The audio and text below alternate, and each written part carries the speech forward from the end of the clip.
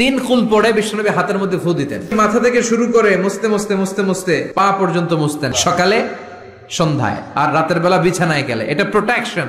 যত হিংসুক চক্ষু আছে, যত ভূত পেতনি আর শয়তানের অনিষ্ট আছে, সব থেকে আপনাকে রক্ষা করবে কে? এজন্য ব্যথা পেলে, সাপে কামড়ালে, বিচ্ছু কামড়ালে, বল্লা কামড়ালে, মধুপোকা কামড়ালে কি করবেন? সূরা ইখলাস, সূরা ফালাক, সূরা নাস পড়ে ফু দিবেন।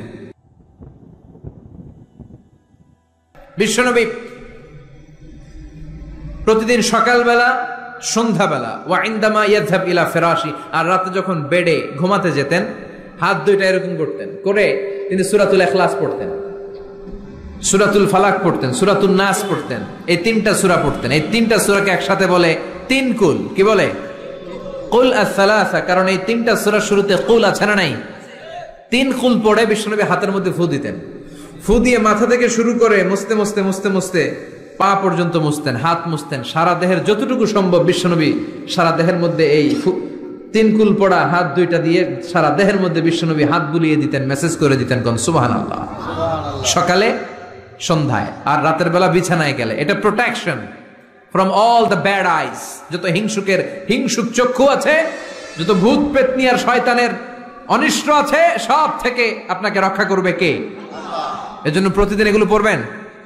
কি কি পড়বেন? এরকম হাত দুইটা মিলায়া সূরা ইখলাস, সূরা ফালাক, সূরা নাস, তিনটার বলে একসাথে তিন কুল। কি বলে? আজকে থেকে এটার আমল করা যাবে। মা আয়েশা যখন অসুস্থ হতেন, বিশ্বনবীর কাছে যে বললেই বিশ্বনবী বলতেন, আয়েশা হাত দুইটার একসাথে করো, সূরা ফালাক পড়ো, ইখলাস পড়ো, নাস পড়ো, ফু দাও আর সারা দেহে মাসেজ করো। সুবহানাল্লাহ পড়েন। বিশ্বনবী একবার সেজদায় আছেন। কিসে আছেন? চিল্লায় এখন। সেজদা অবস্থায় লাদাগাতহু আকরাব, একটা বিচ্ছু পোকা এসে বিশ্বনবীর হাতের মধ্যে কামড় দিয়েছে। বিচ্ছু কামড় দিলে খুব আরাম লাগে না? হ্যাঁ, বিষাক্ত, পয়জনাস, ভেনামাস। বিশ্বনবী ব্যথা পাচ্ছেন, প্রচন্ড ব্যথায় বিশ্বনবী অস্থির। বিশ্বনবী বললেন, লা'নাতুল্লাহি আলাল আকরাব, এই বিচ্ছুর উপর আল্লাহর লানত। এটা মুসল্লিও চিনে না, নবীও চিনে না, কোন জায়গায় কামড় দিতে হবে এটাও জানে না।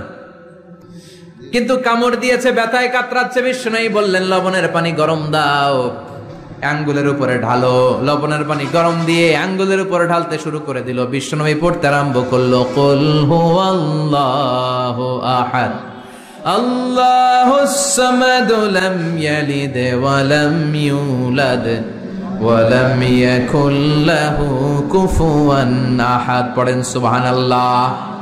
এজন্য ব্যথা পেলে, সাপে কামড়ালে, বিচ্ছু কামড়ালে, বল্লা কামড়ালে, মধুপোকা কামড়ালে কি করবেন? সূরা ইখলাস, সূরা ফালাক, সূরা নাস। আবার বলেন, সূরা ইখলাস, সূরা ফালাক, সূরা পড়ে ফু দিবেন। আর রাত্রেবেলা, সকালবেলা ঘুমোতে যাওয়ার আগে হাতের মধ্যে ফু দিয়ে সারা দেহে মেসেজ। মনে থাকবে না? মাহফিল শেষ, ওয়াজও শেষ, মনে থাকবে তো?